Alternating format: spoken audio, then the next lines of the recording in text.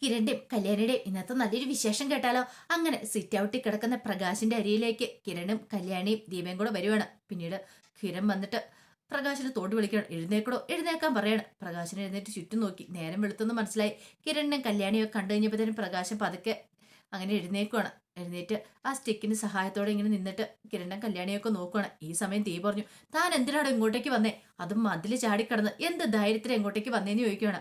ഇത് കേട്ട് കഴിഞ്ഞപ്പം പ്രകാശം പറഞ്ഞു, അത് പിന്നെ ഞാൻ മോളെ ഒന്ന് കാണാൻ വേണ്ടി മോളെ കാണാൻ വേണ്ടി പാതിരാത്രിക്ക് മതിൽ ചാടി കടന്നാ വരുന്നല്ലേ?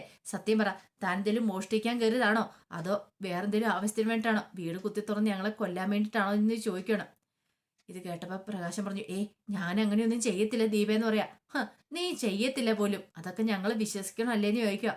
ഇത് കേട്ടപ്പോ കിരൺ പറഞ്ഞു, നിങ്ങൾ ചെയ്ത കാര്യങ്ങളൊക്കെ ദുഷ്ടത്തരങ്ങളൊക്കെ ഞാൻ നന്നായിട്ടറിയാം. ഇപ്പൊ ഒരുത്തൻ ജയിലിൽ കിടക്കുന്നുണ്ടല്ലോ, അതെന്തിനു വേണ്ടിയിട്ടാ? കാർത്തികയുടെ തലതിൽ പൊളിച്ചതിന് വേണ്ടിയിട്ടല്ലേ? അപ്പം നിങ്ങൾ ജയിലിൽ ചെന്ന് കഴിഞ്ഞപ്പോൾ നിങ്ങളോട് പറഞ്ഞു കാണുമായിരിക്കും ഞങ്ങളെല്ലാം കൂടെ തീർത്തിട്ട് അങ്ങോട്ട് ചെല്ലാനായിട്ട്. അപ്പം അതിനു വേണ്ടിയാണ് നിങ്ങളിങ്ങനെ ഇറങ്ങി നടക്കണേന്ന് ചോദിക്കാം. ദേ കിരൺ മോനെ, വെറുതെ അനാവശ്യം പറയരുത്. ഞാൻ അങ്ങനെയൊന്നും ഉദ്ദേശിച്ചിട്ട് പോലും ഇല്ലാന്ന് പറയണം. ഇത് കേട്ടപ്പോൾ കല്യാണി ചോദിച്ചു, പിന്നെ താൻ എന്തിനാണോ ഇങ്ങോട്ടേക്ക് വന്നേന്ന് ചോദിക്കുക. ഞാൻ പറഞ്ഞല്ലോ, എനിക്ക് മോളെ ഒന്ന് കാണണം, പിന്നെ എൻ്റെ കൊച്ചുമോൻ കല്ലുമോനെ ഒന്ന് കാണണം, അതിനു വേണ്ടിയിട്ടാന്ന് പറയണം. കല്യാണിക്ക് നല്ല ദേഷ്യം വന്നു. കല്ലുമോനെ കാണാൻ വന്നിരിക്കുന്ന പോലും മര്യാദയ്ക്ക് പൊക്കണം, ഈ പരിസരത്ത് പോലും കണ്ടേക്കരുത്, നിന്നെ ശരിയാക്കുമെന്ന് പറയണം. ഇത് കേട്ടപ്പം പ്രകാശം പറഞ്ഞു, ഇങ്ങനെയൊന്നും പറയരുത് മോളെന്ന് പറയാം. മോളോ? ആരുടെ മോള്?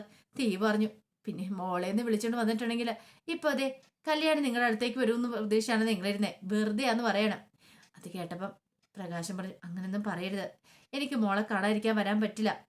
മോളിനിയിപ്പോൾ എന്നെ ആട്ടി ഓടിച്ചാലും ഞാൻ കാണാൻ വരുമെന്ന് പറയണം. ഇത് കേട്ടപ്പോൾ കിരൺ പറഞ്ഞു, ഇത് വലിയ ശല്യമായി തീർന്നല്ലോ എന്ന് പറയണം. പിന്നീട് ദീപ പറഞ്ഞു, ഇങ്ങനെ പോയിട്ടുണ്ടെങ്കിൽ മിക്കവാറും മതിലിന് പുറത്ത് വല്ല കുപ്പിച്ചിലോ കമ്പി എന്തെങ്കിലുമൊക്കെ വെക്കേണ്ട വരും, മതിൽ ചാടി കിടക്കാതിരിക്കാൻ വേണ്ടിയിട്ട്. അല്ലെങ്കിൽ ഇയാൾ മതിൽ ചാടി കിടന്ന് ഇനിയും മിക്കവാറും അകത്ത് കയറി നമ്മളെല്ലാവരും കൂടെ ഇല്ലാതാക്കിയിട്ട് പോകും. മോൻ അങ്ങനെയായിരിക്കും പറഞ്ഞു വിട്ടിരിക്കുന്നത്. ജയിലിൽ കിടക്കുന്നുണ്ടല്ലോ ഒരു മോന്, അവൻ്റെ അടുത്തേക്ക് ചെല്ലാൻ മേലായിരുന്നു ചോദിക്കുകയാണ്.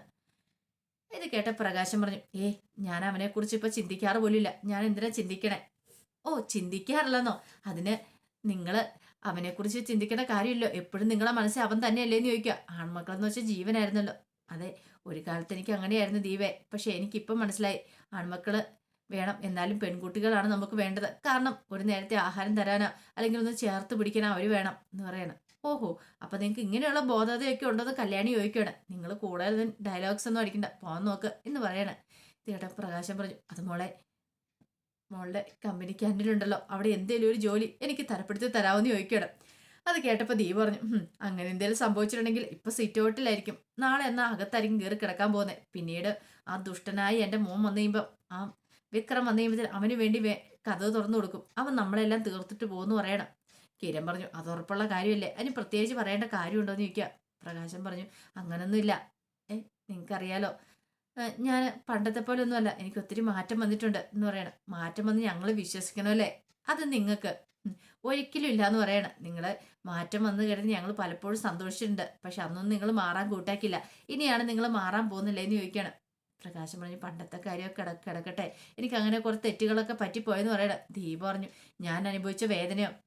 നിങ്ങളിപ്പോ കല്യാണി സ്നേഹിക്കാനായിട്ട് വന്നില്ലേ? നിങ്ങളുടെ ഒരിറ്റ് സ്നേഹത്തിന് വേണ്ടിയിട്ട് കല്യാണി മോൾ എത്ര പുറകെ നടന്നിട്ടുണ്ടെന്ന് അറിയാവോ? അവൾക്ക് സംസാരശേഷി പോലും ഇല്ലാത്ത സമയത്ത് അവൾ അത്ര യാതനകൾ അനുഭവിച്ചിട്ടുണ്ട്. പക്ഷെ നിങ്ങളോ? അപ്പൊ നിങ്ങൾ നിങ്ങളുടെ മോന് വേണ്ടിയിട്ട് അങ്ങോട്ട് സൂചിച്ച് ജീവിക്കുമായിരുന്നു. എൻ്റെ കല്യാണി മോൾക്ക് കഞ്ഞിവെള്ളം മാത്രം, നിങ്ങളുടെ മോനെ വിഭവസമൃദ്ധമായ ഊണ്, അതൊക്കെ ആയിരുന്നല്ലോ പാവം എൻ്റെ മോള്. അവിടെ നിന്ന് ഇവിടം വരെ എത്തിയൊരു കര പിടിച്ചു കഴിഞ്ഞപ്പോൾ അല്ലേ നിങ്ങൾ വരുന്നേ? അല്ലെങ്കിലും നിങ്ങൾ എത്ര തവണ കൈയടിച്ച് സഹായിച്ചിട്ടുണ്ട്, അതിന് ഇത്രയെങ്കിലും നന്ദിയും കടപ്പാടും നിങ്ങൾ കാണിച്ചിട്ടുണ്ടോ എന്ന് ചോദിക്കുക. ഇത് കേട്ടപ്പോൾ കല്യാണം പറഞ്ഞു, പൈസ വലുതും വേണമായിരിക്കും, അതുകൊണ്ട് വന്നായിരിക്കും എന്ന് പറയാണ്. പൈസയുടെ ആവശ്യമൊന്നും എനിക്കില്ല എന്ന് പറയണം. അത് കേട്ടപ്പോൾ ദീപ പറഞ്ഞു, അതിനുള്ള ഭിക്ഷ അയച്ച് കിട്ടുന്നുണ്ടല്ലോ, പിന്നെ എന്താ കുഴപ്പമിരിക്കണേ, കൈ നീട്ടി വെറുതെ ഇരുന്നാൽ പോരെ, അധ്വാനിക്കുകയും കാര്യങ്ങളും ഒന്നും വേണ്ടല്ലോ എന്ന് പറയണം. പ്രകാശം പറഞ്ഞു, ദീപേ, നീ ആയിട്ട് ഇങ്ങനെയൊന്നും പറയരുത്, ഞാൻ നിന്നോടും കുറെ തെറ്റുകളൊക്കെ ചെയ്തിട്ടുണ്ട്, എന്നോട് പൊറുക്കണമെന്ന് പറയണം. പിന്നെ പൊറുക്കണം പോലും നിങ്ങളോട്? അത് ഈ ജന്മത്ത് എനിക്ക് കഴിയില്ല എന്ന് പറയണം. നിങ്ങൾ കാരണം കല്യാണം എത്രമാത്രം വേദനിച്ചിട്ടുണ്ടെന്നറിയാവോ, കണ്ണീര് കുടിച്ചിട്ടുണ്ടെന്നറിയാവോ? അതുകൊണ്ട് നിങ്ങൾ കൂടുതലൊന്നും പറയാതെ പോകാൻ നോക്കാൻ പറയണം. കിരൺ പറഞ്ഞു, അതെ, ഇറങ്ങിപ്പോണോ അത് ഞങ്ങൾ പോലീസിനെ വിളിക്കണമെന്ന് ചോദിക്കും. എന്നാൽ ഒരു കാര്യം ചെയ്യാം, പോലീസിനെ വിളിക്കാമെന്ന് പറയണം. പ്രകാശം പറഞ്ഞു, പോലീസിനെ ഒന്നും വിളിക്കണ്ട, ഞാൻ പോയിക്കോളാം എന്നും പറഞ്ഞുകൊണ്ട് എന്ത് ചെയ്യണം, അവിടെ നിങ്ങോട്ട് ഇറങ്ങുവാണ്. തിരിഞ്ഞിട്ട് പറഞ്ഞു, അതെ, ആരൊക്കെ എന്തൊക്കെ പറഞ്ഞാലും ഞാൻ എൻ്റെ മോളെ കാണാനായിട്ട് വരും, കൊച്ചുമോനെ കാണാനായിട്ടും വരും. ഒന്നെനിക്ക് കൊച്ചുമോനെ കാണുന്ന ഭയങ്കര ആഗ്രഹം ഉണ്ടായിരുന്നു. നീ സാധിച്ചു തന്നില്ലോ, സാരമില്ല, ഏതെങ്കിലും കാലത്ത് എന്തെങ്കിലും ഞാൻ എൻ്റെ മോനെ കാണും എന്നൊക്കെ പറഞ്ഞിട്ടാണ് പ്രകാശൻ അങ്ങോട്ടേക്ക് ഇറങ്ങിപ്പോന്നെ. ആ സമയത്ത് അപ്പുറത്ത് വീട്ടിൽ നിന്ന് സരയു ഈ കാഴ്ചകളെല്ലാം കാണുന്നുണ്ടായിരുന്നു, കേൾക്കുന്നുണ്ടായിരുന്നു. ഓഹോ, പ്രകാശനെ അവിടെ നാട്ടി ഓടിച്ചു വിട്ടു, ഇത് തന്നെ പറ്റിയ സമയം എന്ന് കരുതിയിട്ട് എന്ത് ചെയ്യാണ്, പെട്ടെന്ന് തന്നെ കാർ എടുത്തിട്ട് പ്രകാശം പോയ പിറകെ തന്നെ അങ്ങോട്ട് പോവാണ്. അങ്ങനെ വഴിക്ക് വെച്ച് പ്രകാശം നടന്നു പോകുന്ന കണ്ടു. അപ്പോഴേക്കും സരയു കാറ് നിർത്തി ഓടി ചെന്നങ്ങോട്ട് ചെന്നിട്ട് പറഞ്ഞു, വീട്ടിൽ നിന്ന് ഇറക്കി വിട്ടല്ലേ എന്ന് ചോദിക്കുകയാണ്. പ്രകാശൻ അതൊന്നും മൈൻഡ് ചെയ്തില്ല. എല്ലാത്തിനും കാരണം കിരണും കല്യാണിയാ. ഒരു കാര്യം ചെയ്യുക, അവറ്റകളെ രണ്ടുപേരെയും കൂടെ തീർക്ക്, വേണ കേസ് ഞാൻ നടത്തിക്കോളാം, അതിനുശേഷം കോടതി പോയി കിടന്നാലും കുഴപ്പമില്ലാന്ന്, ജയിലിൽ പോയി കിടന്നാലും കുഴപ്പമില്ലാന്ന് പറയണം. ഇത് കേട്ടൻ പ്രകാശം പറഞ്ഞു, നീ എന്താ പറഞ്ഞേ, എൻ്റെ മോളെ കൊല്ലാനോ? അത് ഈ ജന്മത്ത് നടക്കില്ല. എൻ്റെ മോളെ നിനക്ക് കൊല്ലണമെന്ന് ആഗ്രഹം ഉണ്ടായിരിക്കില്ലേ, ഞാൻ ഒരിക്കലും ഇത് ചെയ്യത്തില്ലടി. പക്ഷെ നീയോ നിന്റെ ആൾക്കാരോ എല്ലാം ചെയ്യാൻ ശ്രമിച്ചിട്ടുണ്ടെങ്കിൽ ഒന്നിനെ ഞാൻ വെറുതെ വിടാൻ പോകുന്നില്ലെന്ന് പറയണം. ഇത് കേട്ടപ്പോൾ സരയു ഒന്ന് ഞെട്ടിപ്പോയി. നിങ്ങൾ എന്തൊക്കെയാ പ്രകാശം പറയണമെന്ന് വെക്കും. അതെ, പ്രകാശം തന്നെയാടി. നീ എൻ്റെ മോളെ കൊല്ലാൻ തുടങ്ങുന്ന സമയത്ത് നിന്റെ ഭർത്താവ് എന്ന് പറയുന്ന ഒരുത്തനുണ്ടല്ലോ, അവനെ പോയി തല്ലാൻ നോക്ക്. കാരണം അവൻ നിന്നോടൊപ്പം കഴിയുന്നുണ്ടെങ്കിൽ എത്ര ഫ്രോഡാവനെന്ന് നിനക്കറിയത്തില്ലാത്തതുകൊണ്ടാ. പക്ഷെ നീ അതൊന്നും മനസ്സിലാക്കാതെയാണ് എൻ്റെ പുറകെ, അല്ലെങ്കിൽ എൻ്റെ മോളുടെ പുറകെ നടക്കുന്നത്. എൻ്റെ മോളുടെ പുറകെ നടന്നുകൊണ്ട് നിനക്ക് പ്രത്യേകിച്ച് ഒരു ഗുണവും കിട്ടാനില്ല.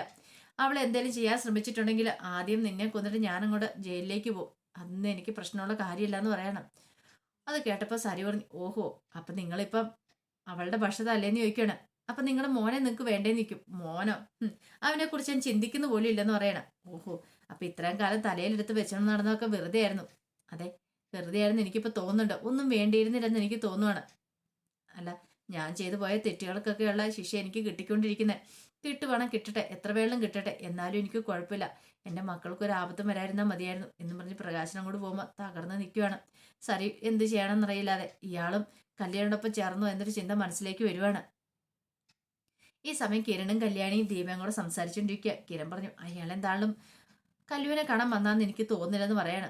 ദീപ പറഞ്ഞു, അയാൾ ഇതല്ല അഭ്യാസം നടത്തിയെന്നിരിക്കും. ഇനി ഒരു പക്ഷെ അയാൾ ഇനിയും വീട്ടിൽ വന്ന് കയറുവാണെങ്കിൽ നമുക്ക് പോലീസിന് സഹായം തേടാം. കാരണം അയാൾ ചിലപ്പം നമ്മളെയൊക്കെ ഉപദ്രവിക്കും, നമ്മളെയൊക്കെ കൊന്നെന്ന് വരുമെന്ന് ദീപൻ പറയുകയാണ്. കല്യാണി പറഞ്ഞു, എത്രയൊക്കെ അയാൾ എന്തൊക്കെ കാണിച്ചെന്ന് പറഞ്ഞാലും നമ്മുടെ അടുത്ത് ഒരടവും അഭ്യാസം നടക്കാൻ പോകുന്നില്ലമ്മേ.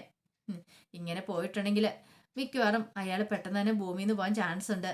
അല്ലെങ്കിൽ തന്നെ അയാളെ ഹൃദയം പണിമുടക്കിയിരിക്കുന്നതല്ലേ. എത്രമാത്രം വലിയ തെറ്റുകളൊക്കെ അയാൾ ചെയ്ത് കൂട്ടിയത്. അത് ശരിയാ മോളെ, ഇനി പക്ഷെ നമ്മൾ തിരുത്താൻ നോക്കിയിട്ട് കാര്യമില്ല. അയാളുടെ വിചാരം നമ്മളെല്ലാം വിശ്വസിക്കുന്നുണ്ടെന്നാ. പക്ഷെ നമ്മൾ ഒരിക്കലും അയാളെ കണ്ണടച്ച് വിശ്വസിക്കരുത്, അയാൾ അത്രക്കാരനാന്ന് പറയണം. കല്യാണി പറഞ്ഞു, അത് ശരിയാമ്മേ. കിരണേട്ടാ, ഇനി എങ്ങനെ അയാൾ ഇങ്ങോട്ട് വന്നിട്ടുണ്ടെങ്കിൽ ഒരു കാര്യം ചെയ്യാം, നമുക്ക് പോലീസിൽ കംപ്ലൈന്റ് കൊടുക്കാം. അതാ ഏറ്റവും നല്ലത്. കാലമില്ലാത്ത കാലമാണ്, എന്തേലും സംഭവിച്ചു പോയിട്ട് പിന്നെ പറഞ്ഞിട്ട് കാര്യമില്ല എന്നൊക്കെ പറയാം. ഈ സമയം പ്രകാശൻ നടക്കുവാണ്. പ്രകാശനാണെങ്കിൽ എന്ത് ചെയ്യണമെന്ന് അറിയത്തില്ല. അങ്ങനെ ഒരു കടത്തിന്റെ അടുത്തേക്ക് എന്നു. പ്രകാശന്റെ മനസ്സിൽ കൂടെ പലവിധ ചിന്തകളും കടന്നു പോണ്. വിക്രത്തെ കാണാൻ ജയിലിൽ ചെന്ന് കഴിഞ്ഞപ്പം വിക്രം പറഞ്ഞ കാര്യങ്ങളൊക്കെ, തന്നോട് പോയി ചാവാൻ പറഞ്ഞു, അല്ലെങ്കിൽ താൻ ഇവിടെ നിന്ന് ഇറങ്ങിയിട്ടുണ്ടെങ്കിൽ അവൻ തന്നെ കൊല്ലൂ എന്നുള്ള കാര്യം, അവനെ അവിടെ നിന്ന് ഇറങ്ങി കഴിഞ്ഞിട്ടുണ്ടെങ്കിൽ തന്നെ കൊല്ലൂ എന്നുള്ള കാര്യം, അതൊക്കെ ഓർത്തും പ്രകാശന് ഭയങ്കര സങ്കടമായിപ്പോയി. പ്രകാശനിങ്ങനെ ഓർത്തിരുന്ന് കണ്ണൊക്കെ നിറഞ്ഞൊഴുകി. ഇത് മാത്രമല്ല, ഇപ്പം കല്യാണം മോളെ തന്നെ ആയിട്ട് നിർത്തുന്നുണ്ട്. പക്ഷെ ഒരു കാലത്ത് തന്നെ ജീവനതുല്യം അവൾ സ്നേഹിച്ചിട്ടുണ്ടായിരുന്നു. അതൊക്കെ ഓർത്ത് പ്രകാശന അവിടെ ഒരു റോഡ് സൈഡിൽ ഇങ്ങനെ കിടന്നുറങ്ങുവാണ്. അപ്പം അതിൻ്റെ വിശേഷങ്ങളൊക്കെയാണ് കാണുന്നത്. ഇതിൻ്റെ ബാക്കി വിശേഷങ്ങളുമായിട്ട് വൈകുന്നേരത്തെ പ്രമോയി വരാട്ടോ. ഒരിക്കൽ കൂടി എല്ലാവർക്കും ശുഭദിനം നേർന്നുകൊണ്ട് നിർത്തുന്നത്.